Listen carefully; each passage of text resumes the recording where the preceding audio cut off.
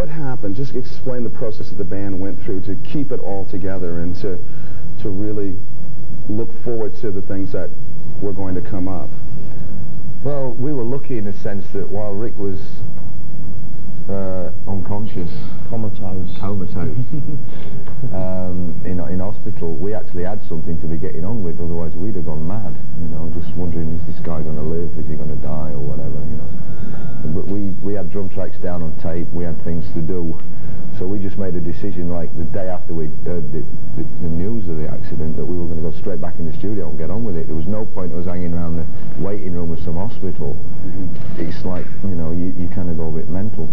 So we just went back to the studio and got on with it, and we just literally waited for the phone to ring and see what was going on. Yeah, it was good that they did that, because when I first went to hospital, they said, "Oh, you'll be in here for at least 6 months. You know, you can forget about the band, you can forget about this, that, and the other."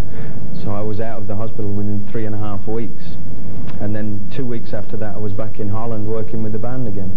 So I never really let myself sort of get down or depressed, you know. You never thought you weren't going to come back? Well, it wasn't really like that. The band wouldn't let me leave.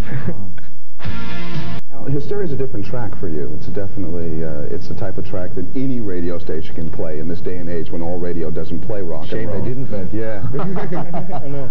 But I mean, it was just, I think it was just one of those tracks that caught everyone's ear, and everyone said, "God, there's a great melody, there's a great vocal line here." And Def Leppard has always been a more melodic band than most.